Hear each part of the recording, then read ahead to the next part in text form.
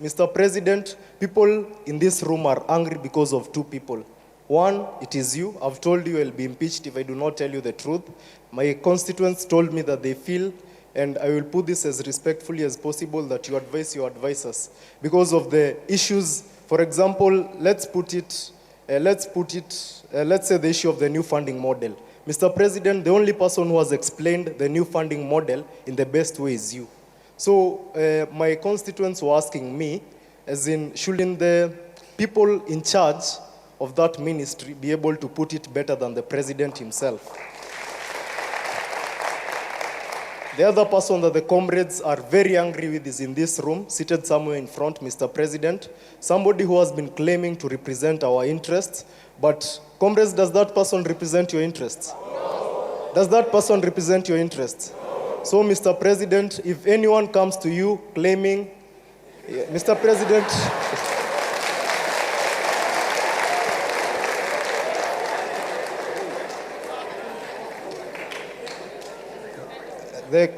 the comrades are telling me to tell him to walk out, but we are here for peace, Mr. President. So I would want to put it as straight as possible and to be as brief as a cock on a hen.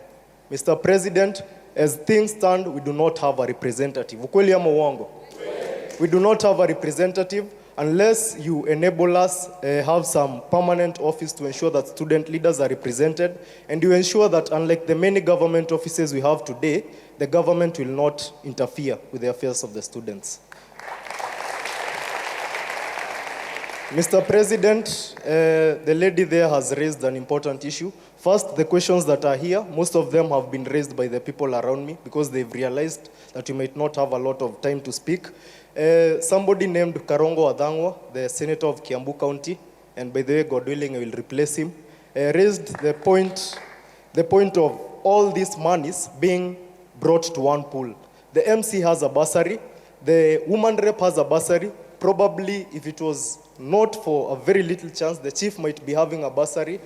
Mr. President, the entire structure that represents us, and by the way, we also feel overrepresented as Kenyans, and that is one of the reasons we are demonstrating, Mr. President. We have 22 CSS, we have CASs, we have permanent secretaries, and all these people have budgets and they have salaries, but I'll put that aside, Mr. President. So these people have bursaries. And then to get a bursary, you must know somebody in the country that we live in. You've said that you feel for the poor. You've said that you are blamed for feeling for the poor, and somebody opined that we are all politicians and we all got elected through public relations. So, Mr. President, if you really feel for the poor, kindly address that issue. We have been with you in several forums, and you've said that you are not afraid to bite the bullet, to take the bull by its horns. Mr. President, the MPs will disturb you. Just a minute. I've been sent by a lot of people. You have cut my time a lot of time. So, Mr. President, these MPs will bring a lot of issues. Somebody said that once you remove the CDF, people will not be vying for these positions because they go there for their stomachs. Ukweli ama uongo? Mr. President, kindly consider that, because that will be a legacy. And actually, if you are able to do that, Mr. President, in 2027, I will personally have no issue electing you.